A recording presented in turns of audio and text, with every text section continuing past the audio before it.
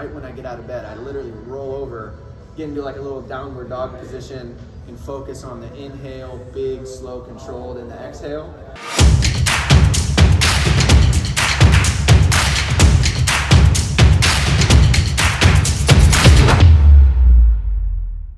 What's going on, everybody? We are back here again talking about the importance of a morning routine.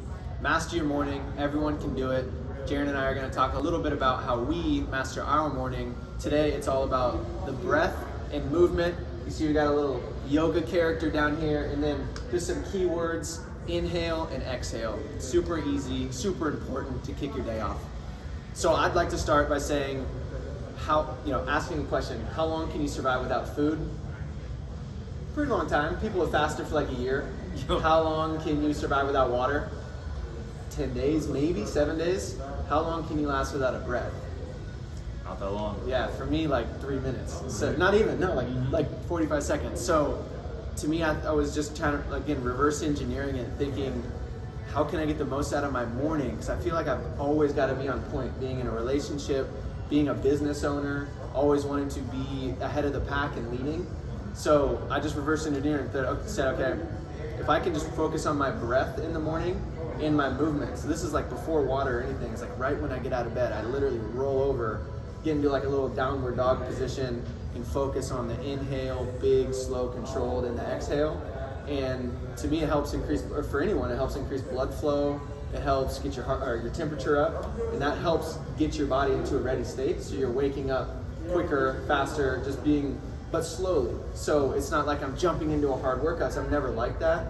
I've tried doing burpees in the morning and like right out of bed, and I didn't like it. I thought it was too fast. So just really slow it down, focus on breathing, focus on movement, get my body ready. It's kind of my version of the dog doing a downward dog, one big yawn, and they're running around the house.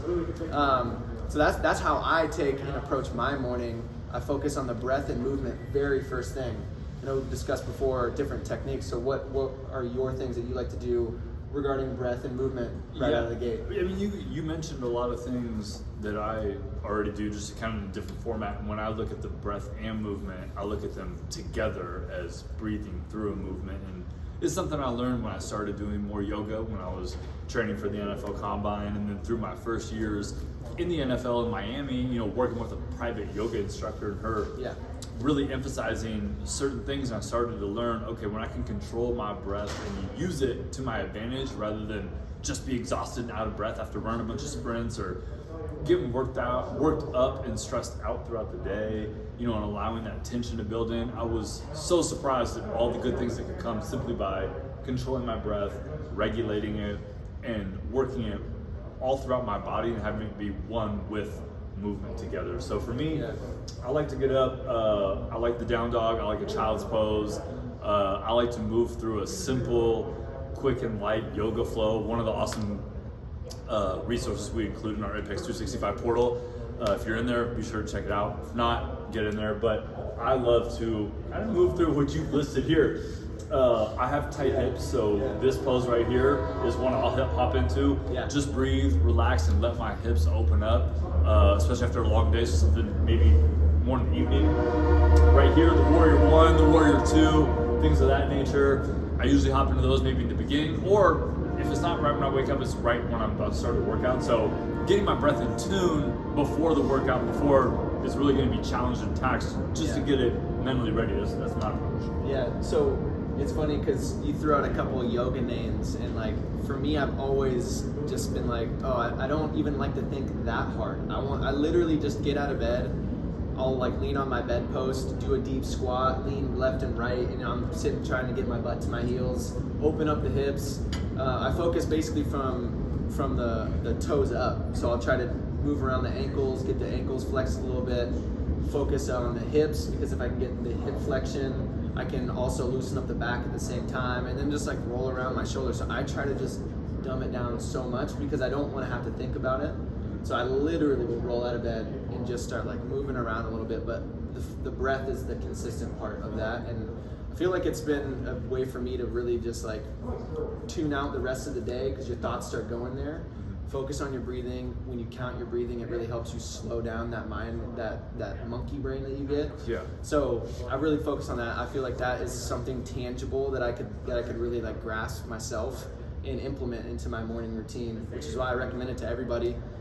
Implement breathing and movement first thing in the morning, right when you get out of bed, just to bring your body back to ground zero and put your best foot forward for the day. Because if you can do that, I feel like you'll be able to accomplish more. And it's just good for the body. Move it, get the blood flowing, get the heart rate up, but not too fast.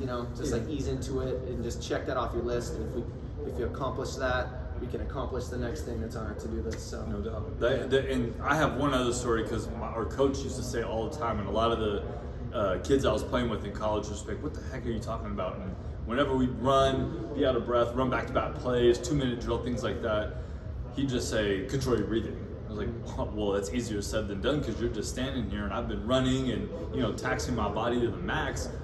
I'm out of breath. But once I realized you can quickly control your breathing, you can quickly regulate your heart rate when you pay attention to it. So it's something I still carry over now to just work out and wanting to be a healthy body and healthy human, and tracking my workouts and seeing how long does it take me to bring my heart rate down in between sets, and realizing that that can be a sign of improvement from workout to workout without necessarily increasing weight or other things that people typically associate with improvement. Being able to regulate your heart rate better and having more control of it is a great sign of improvement. Yeah, I would say to give someone an easy way to implement something into their morning routine. I'll tackle the breath. You can recommend something for movement. Just get into a position that you feel like you can hold. For me, it's like a cat-cow position. You're just on your knees and your hands, and just breathe. Inhale 4 seconds, hold 4 seconds, exhale 4 seconds, hold 4 seconds. Try to do that at least 3 times, and you'll be surprised at actually how hard it can be to focus on that. But if you can accomplish 3, do 5, do 8, and I swear you'll just feel a weight lifted first thing in the morning, which is a really great way to start your day. So to try that. Jeron, what about movement? I mean, for movement, to go along with some of those more basic yoga style movements, I like things that have more of an inversion to them, like a child's pose or a down dog, or moving through a down dog to an up dog, back and forth like that, or as you have in picture 3 here, a total inversion, a headstand or a handstand. I like the headstand. Obviously, it requires a little more it's attention. It's almost a progression. Focus. Like you could start with child's pose and work into more getting your head below your heart by doing the downward dog, and then work to the headstand.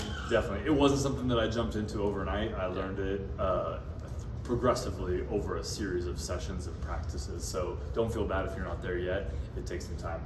But something inversion was something I like the most. And then I like to move right from this, right into something for anywhere from 1 to 5 minutes of squatting, push-up, plank, some of the more foundational movements, maybe even a reverse lunge, something single-legged. Yeah. I like to look at things like that right afterwards, just to get my body primed and ready and feeling good for a active day is something I like. It's a great way to master your morning. So if you guys have any questions, or if you want to just share what you do to master your morning, just tag us at ApexPWR. You know where to find us, Instagram and Facebook. I don't know. I was trying to close it off, but it's just You can have we can make a separate thing that we attach to close off, or we can, because you weren't like far off of it, you can get a little bit